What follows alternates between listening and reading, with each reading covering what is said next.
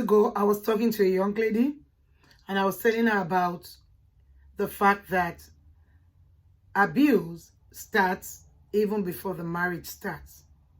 For instance, if you go out with a young man or a young woman that you intend to settle down with, you go out on a date or you're just dating, and the gentleman or the woman gets so upset just because the waiter forgot to bring one thing or the other. He's screaming the house down, banging the table. That's a red flag, my dear. That's an indication that this might result into an abusive relationship. Welcome to Times of Refreshing. I'm your host, Toyin. Once again, I want to say thank you for joining me today on this broadcast. Today, I want to start a series on domestic violence, domestic abuse, or otherwise called intimate partners abuse. Statistics shows that more than 90% of abuses happen to women. That is to tell us that there are some abuses that happen to men too. Domestic abuse is an equal opportunity thing. It is not one-sided. Even though women are most times abused, men also get abused. And I tell you, abuse is not just physical. The eating part of it is what people see when somebody hit one another and, the marks are there. But there are some abuses that you do not see the mark. For instance, there are verbal abuses, there's emotional abuse, and there are even sexual abuses. And so abuse happens out there, and a lot of times people are quiet about it because they are avoiding being stigmatized by the society, and because they are avoiding the shame that this brings upon them. Statistics also shows that every 9 seconds, a woman is abused. It shows that if in 4 women or 3 women, one of them have been beaten, have been verbally abused, mentally abused, or sexually abused. And the terrible thing about abuse is that children in this relationship also suffer along with the victim. So the children in the relationship are also victims. That is why I want us to please watch this, share this, and let a lot of people see. Because some people are going through abuse, either verbally, when they are talked down, when the other partner talks to them and make them feel they are nothing. When the other partner strip them of their self-esteem just by the way they talk to them. Can you imagine somebody telling another person, probably a man telling the woman and saying, you're what nothing. You're just what nothing. You don't know anything. You can't do anything right. After a while, this abuse can get to the person. It could lead to depression.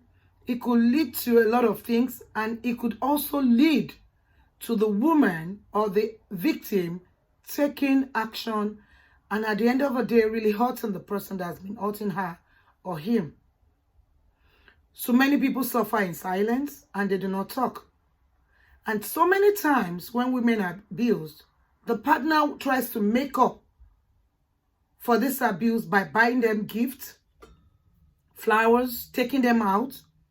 And for so many people, because the abuse has been going on for a while, or because they did not recognize that this is an abuse, what they do is to still remain in this relationship.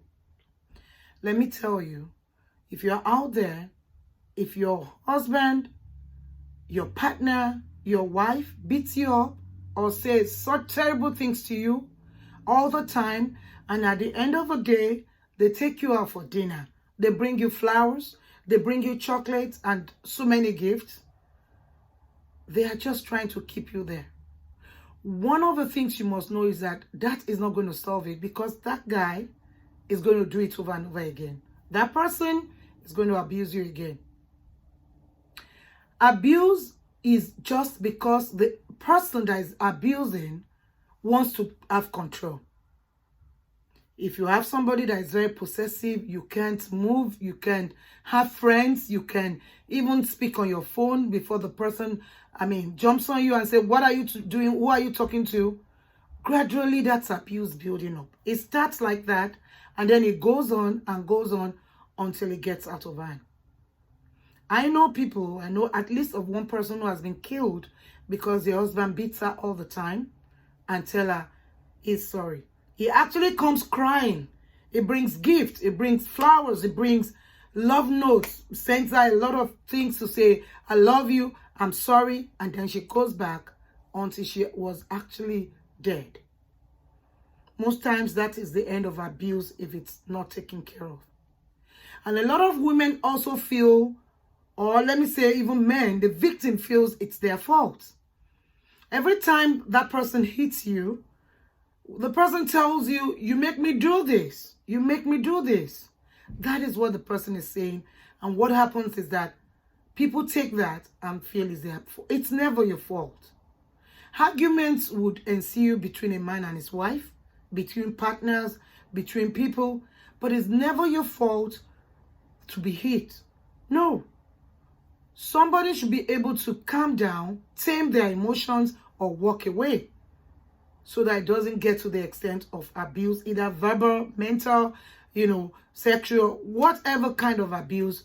You did not bring it on yourself like your abuser is telling you. And it's about time you know it. It is called battered woman syndrome. Most times when a battered woman, when an abused woman is talking to their friend about their spouse abusing them, what they say is that it's my fault. It's because I did this or because I did that. No, that is battered woman or battered person syndrome. It is not your fault to be abused. And most times people are abused, keep to themselves. They keep it to themselves until it's too late. If you abuse constantly at every little thing that happens between you and your spouse, it's time to talk to somebody. Because if you do not talk to anybody, you will be hurt in that relationship and it might lead to death. Look at what the domestic violence statistics says. It says that apart from the fact that every 9 seconds in the US, a woman is assaulted or beaten. Around the world, at least 1 in every 3 women have been beaten, coerced into sex, or otherwise abused during her lifetime.